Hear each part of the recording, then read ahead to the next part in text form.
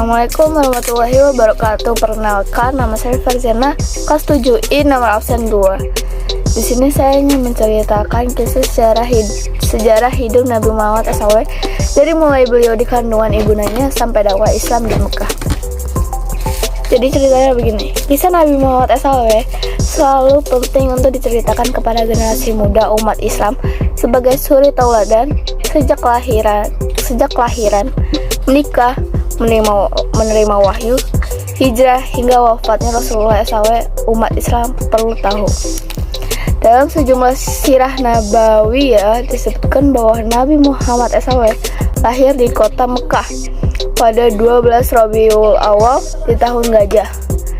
Sejumlah literatur menyebutkan waktu kelahiran sang penghulu Rasulullah itu bertepatan dengan tahun 570 Masehi.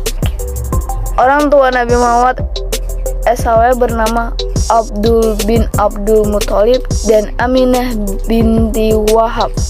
Abdullah bin Abdul Muthalib wafat saat Nabi Muhammad 2 bulan dalam kandungan Siti Aminah. Siti Aminah ibundanya. Abdullah adalah seorang saudagar yang sering bepergian ke negeri Syam. Ketika itu, setelah belum lama menikah dengan Siti Aminah, Abdullah harus melakukan perjalanan ke Syam untuk urus dagangannya. Kembali dari Syam, Abdullah dan rombongan mampir ke Yatsrib untuk beristirahat. Namun Abdullah jatuh sakit dan meninggal dunia di Yatsrib, yang kini dikenal sebagai kota Madinah. Nabi Muhammad lahir tanpa didampingi sang ayah. Setelah Nabi Muhammad lahir oleh ibunya, Nabi diserahkan pada Halimah Sa'diyah untuk disusukan. Saat itu bangsa Arab mempunyai kebiasaan menyusukan anak-anak mereka kepada perempuan desa. Hal ini bertujuan agar anak-anak tumbuh di lingkungan pedesaan yang udaranya masih bersih. Selama 4 tahun, Nabi Muhammad SAW bersama ibu susunya di dusun Bani Sa'ad. Kisah Nabi Muhammad SAW di masa kecil penuh duka. Saat Nabi Muhammad berusia 6 tahun, sang ibu Siti Aminah wafat. Nabi Muhammad pun kemudian dirawat oleh sang kakek dari pihak ayah, yaitu kakeknya adalah namanya Abdul Muthalib. Namun 2 tahun kemudian sang kakek wafat. Nabi Muhammad kemudian dirawat oleh sang paman yang bernama Abu Thalib, yang saat itu menjadi salah satu petinggi dari keluarga Bani Hashim. Abu Thalib dan sang istri yang bernama Abu Thalib, yang saat itu menjadi salah satu petinggi dari keluarga Bani Hashim. Abu Thalib dan sang istri sangat menyayangi Nabi Muhammad seperti anak kandungnya sendiri.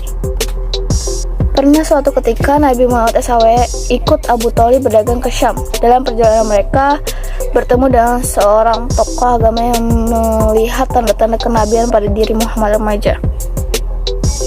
Abu Thalib pun diminta segera mengajak Muhammad kembali pulang ke Mekah, sebab jika ada yang mengenali tanda-tanda kenabian tersebut akan berbahaya pada diri Nabi Muhammad.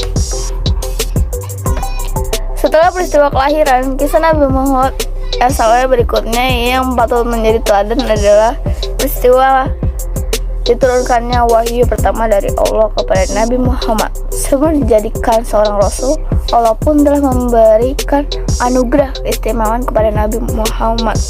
Salah satunya adalah wajahnya yang bersinar terang, mampu mengalahkan sinar rembulan. Ini dikatakan sebagai tanda kebesaran Allah yang menunjukkan Nabi terakhir dengan kemuliaan dan kedudukan yang tinggi. Nabi Muhammad pun merenung dan memikirkan mimpi yang dialaminya dalam menyendiri di Gua Hira.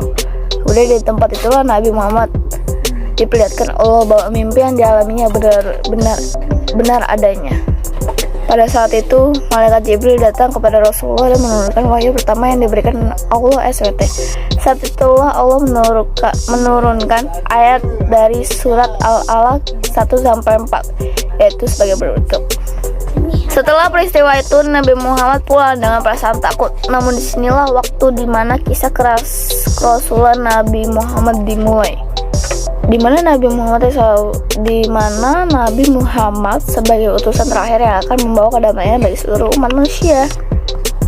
Kisah Nabi Muhammad berikutnya yang tidak kalah menarik untuk disimak adalah kisah perjalanan dakwah secara diam-diam. setelah mendapatkan wahyu pertama, Nabi Muhammad kemudian mulai melakukan dakwah secara rahasia atau sembunyi-sembunyi. Khadijah, Abu Bakar As-Siddiq, dan Zaid bin Haris, Ummu Aiman, Ali bin Abi Thalib, dan Bilal bin Rabah merupakan orang-orang yang menjadi pengikut pertamanya. Setelah beberapa tahun melakukan kegiatan dakwah secara rahasia, kemudian Allah memberikan perintah untuk berdakwah secara terang-terangan. Perintah ini seperti yang tercantum dalam surat Al-Hijr ayat 94, yaitu sebagai berikut. Maka sampaikanlah olehmu secara terang-terangan segala apa yang diperintah kepadamu dan berpalinglah dari orang-orang yang musyrik. Kisah Nabi Muhammad berikutnya yang tidak boleh dilupakan adalah peristiwa wafatnya utusan Allah paling akhir ini. Konon, itu sebagai berikut. Maka sampaikanlah olehmu secara terang-terangan segala apa yang diperintah kepadamu dan berpalinglah dari orang-orang yang musyrik.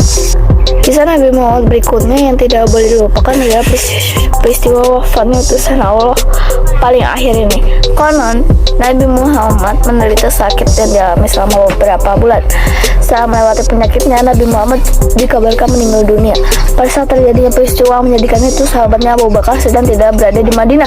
Kemudian setelah diberitahu, beliau segera datang ke rumah Aisyah dan mengucapkan pidato, yaitu sebagai berikut. Ketahuilah, barang siapa yang menyembah Muhammad, maka sesungguhnya Muhammad kini telah mati. Dan barang siapa menyembah Allah, maka sesungguhnya Allah tetap senantiasa hidup, tidak akan pernah mati. Kemudian beliau pun mengucapkan firman Allah dalam surat Al-Zumar ayat 30. Sesungguhnya kamu akan mati dan sesungguhnya mereka akan mati pula. Pada saat itulah seluruh umat muslim berduka dan harus merelakan suri tauladan yang tidak lelah mengajarkan kebaikan dalam menjalani kehidupan. Peristiwa ini akan selalu dikenang umat muslim sebagai peristiwa besar dan bersejarah dari perjalanan seorang yang memiliki segala sifat baik dan kemuliaan. Terima kasih.